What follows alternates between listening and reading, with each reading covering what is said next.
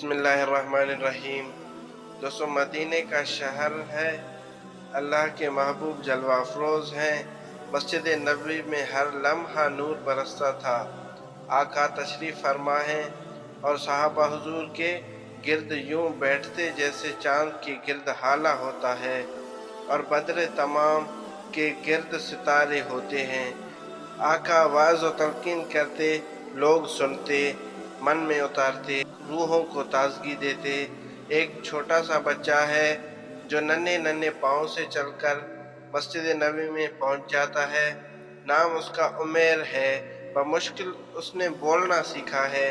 آقا کریم صلی اللہ علیہ وآلہ وسلم کی خدمت میں کبھی وہ اپنے چاچا جلاس بن سوید کے ساتھ جاتا ہے اور کبھی وہ اکیلا بھی چلا جاتا ہے۔ ایک دن اس کا چچا نہیں گیا لیکن بچہ گیا اور حضور کی بات سنی، اور آقا کریم صلی اللہ علیہ وآلہ وسلم نے قیامت کے بارے میں نقشہ کھینچا۔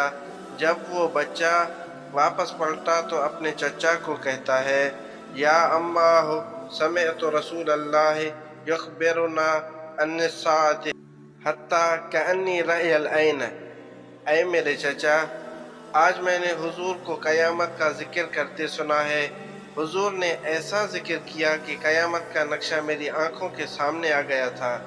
یہ بات اس بچے نے اپنے چچا کو سنائی، کیونکہ چچا آج غیر حاضر تھا اور بیٹا چاہ رہا تھا کہ میں اپنے چچا کو بھی حضور کی مجلس سے سنی ہوئی بات بتا دوں، اور جو محروم ہو گیا ہے اس کی محرومیاں دور ہو جائیں۔ لیکن اس کا چچا جلاس بن سوید ازلی بدبخت تھا۔ اس نے کہا، واللہ لو کان محمد صادق لنحن شر من الحمیر، یعنی اللہ کی قسم، محمد سچا ہوتا، اگر محمد سچا ہے تو ہم گدھوں سے بھی گئے گزرے ہیں۔ جب اس نے یہ بات کی تو اس بچے کے پاؤں تلے سے زمین نکل گئی کہ میرا چچا کیا بول رہا ہے، یہ تو مجھے انگلی سے پکڑ کر مسجد نبی لے جایا کرتا تھا، تو اس نے کیا بات کہہ دی، یہ تو منافق نکلا۔ اس بچے کی حیرت کی انتہا نہ رہی، یہ کیا ماجرا ہو گیا۔ اس بچے نے جو لفظ کہے اب سنیے۔ اس نے کہا، یا امی، یعنی اے میرے چچا، واللہ انک کنت من احب الناس الی قلبی، اللہ کی قسم میرے دل کو سب سے اچھا اگر کوئی لگتا تھا تو وہ تو تھا، اس لیے کہ تو مجھے انگلی سے پکڑ کر حضور کی چوکھٹ پہ لے جایا کرتا تھا۔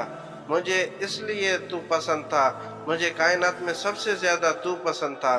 واللہ لقد اصبحت الآن ابغضهم الی قلبی جمیعا، اور اب میری حالت یہ ہے کہ جتنا برا تو لگتا ہے، اللہ کی قسم مجھے کوئی اور اتنا برا نہیں لگ رہا۔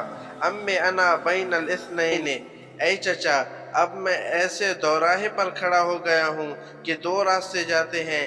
ایک راستہ تو میرے لیے یہ ہے کہ اما ان اخون اللہ ورسولہ فلا اخبر رسولہ، یعنی ایک راستہ تو یہ ہے کہ میں اللہ اور اس کے رسول سے خیانت کروں اور جو تیری بات ہے وہ میں رسول اللہ کو نہ بتاؤں۔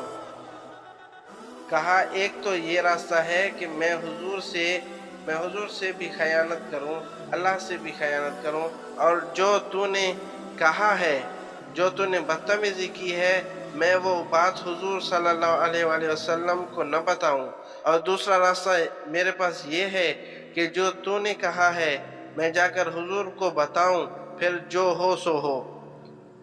بس اب میرے پاس دو ہی راستے ہیں۔ فقال جلاس بن سوید، پھر اس کے چاچا جلاس بن سوید نے کہا، تو ناسمجھ بچہ ہے، چھوٹا سا بچہ ہے، تیری بات کس نے ماننی ہے، جا جو جی چاہتا ہے کر لے۔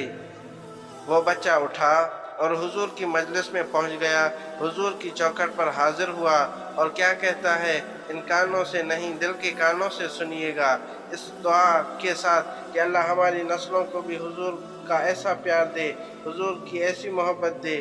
وہ کیا کہتا ہے، یا رسول اللہ، الجلاس بن سوید خان اللہ و رسولہ، حضور جلاس بن سوید نے اللہ اور اس کے رسول سے خیانت کی ہے، وَهُوَ عَمِّي، اور وہ میرا چاچا لگتا ہے۔ اگلے الفاظ سنیے، وَقَدْ تَبَرَّأْتُ إِلَى اللَّهِ ثُمَّ إِلَيْكَ مِنْهُ، حضور میں پہلے اللہ کے حضور اور پھر آپ کے حضور اس سے بیزاری کا اعلان کرتا ہوں۔ حضور میرا اس سے کوئی تعلق نہیں، میرا اس سے کوئی واسطہ نہیں۔ میں اللہ سے بھی کہتا ہوں، میرے مالک میرا میرے چچا سے کوئی تعلق نہیں، کیونکہ وہ تیرے محمد صلی اللہ علیہ وآلہ وسلم کا دشمن ہے۔ حضور میں آپ سے بھی کہتا ہوں کہ میرے چچا سے کوئی تعلق نہیں، کیونکہ وہ اللہ کا دشمن ہے۔ قال وماذا قال، حضور نے فرمایا، بچے اس نے کیا کہا؟ بچے نے ساری کہانی سنا دی کہ میں نے آپ کی تقریر سنی، آپ کی گفتگو سنی، جا کے بتائی تو اس نے کہا کہ اگر وہ سچے ہیں تو پھر تو ہم گدھوں سے بھی گئے گزرے ہیں۔ حضور نے صحابہ کو بلایا اور کہا کہ یہ واقعہ پیش آیا ہے، بتاؤ کیا کریں؟ صحابہ نے عرض کی، ھذا طفل صغیر لا تصدقه فهو لا یعی ما یقول والجلاس بن سوید یصلی معنا وهو شیخ کبیر عاقل۔ حضور یہ بچہ چھوٹا ہے، کم عقل ہے، ناسمجھ ہے، یہ تو اپنی بات بھی صحیح طرح نہیں سمجھ سکتا، جو کہتا ہے وہ بھی نہیں جانتا، اور جلاس بن سوید بڑی عمر کے آدمی اور ہمارے ساتھ نمازیں پڑھتا ہے اور عاقل شخص ہے، تو آپ اس بچے کی بات کی پرواہ نہ کیجیے اور اس کی خبر کی تصدیق نہ کیجیے۔ ادھر جلاس بن سوید کو جب پتہ چلا تو اس نے قسمیں کھانا شروع کر دیں کہ میں نے تو کوئی ایسی بات ہی نہیں کہی، ایک چھوٹے سے بچے نے جا کر ویسے ہی بات کر دی۔ تو حضور نے صحابہ کے کہنے پر اس بچے کی بات کو نظر انداز کیا۔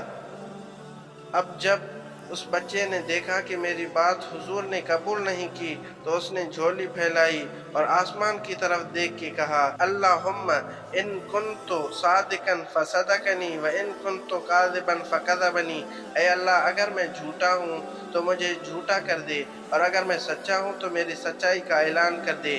بچے نے جب یہ بات کی تو ابھی اس نے دعا مانگ کے منہ پر ہاتھ ہی نہیں پھیرے تھے کہ جبرائیل آ گئے اور سورہ توبہ کی یہ آیت نازل ہوئی، یحلفون باللہ ما قالوا ولقد قالوا کلمۃ الکفر فکفروا بعد اسلامہم، یہ قسمیں کھاتے ہیں کہ ہم نے یہ باتیں نہیں کہی ہیں، محبوب انہوں نے اسلام لانے کے بعد کلمہ کفر بولا ہے، اس نے یہ بات کہی ہے۔